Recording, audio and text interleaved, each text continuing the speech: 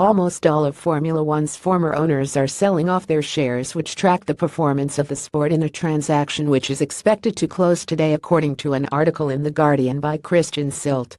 When F1's current owner Liberty Media bought the sport's parent company Delta Topco in January for £3.2 billion, $4.4 billion, it trumpeted the fact that part of the payment to the sellers came in the form of shares listed on America's Nasdaq stock market.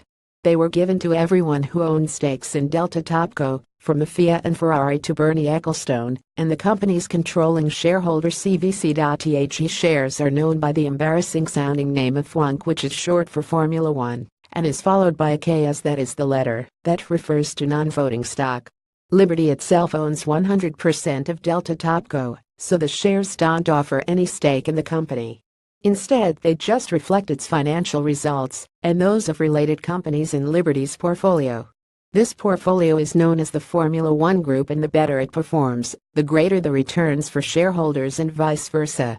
FWONK shares have accelerated in value despite the loss of the British Grand Prix and the Malaysian Grand Prix, the threat of a corruption investigation surrounding F1's governance contract, and the Formula One Group making a £95 million net loss in the first 6 months of this year, as previously reported. The Delta Topco sellers got the shares at the pre-takeover price of £15.66, $21.26, but they have risen a staggering 76.2% since then and closed yesterday at £27.58, $37.45. It sounds like the dream investment, but, as any advisor will tell you, past performance does not necessarily predict future results. The big question for shareholders, or prospective buyers, is whether the shares will keep on increasing in value. If they are likely to continue on an upward trend, the last thing you want to do is sell, but that is exactly what almost all of the former Delta Topco shareholders are doing. They aren't the only ones. Former Delta Topco shareholders, including Bernie Ecclestone, his Bambino Family Trust, Martin Sorrell, and JP Morgan, have all put their entire stakes up for sale.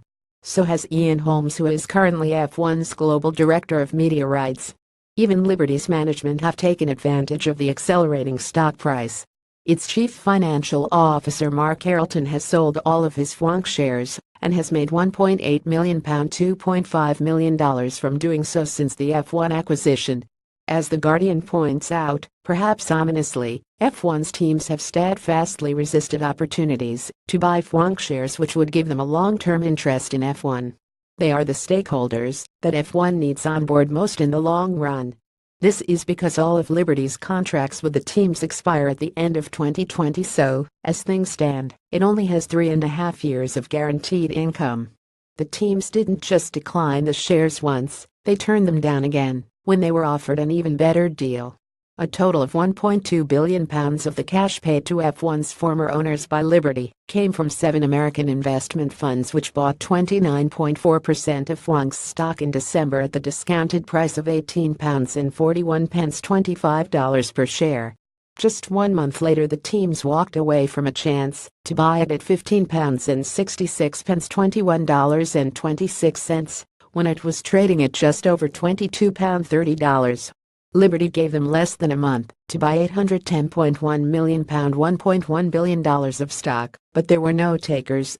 The shares on offer were the ones given to Delta Topco's former owners, so it left them with less cash than they had hoped for.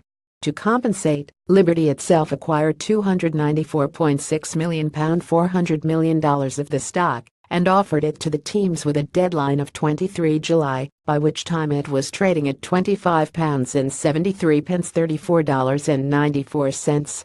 However, this plan also skidded off track, and the shares had to be retired after none of the teams snapped them up. After today's sell-off, there will be even more F1 stakeholders who don't own shares.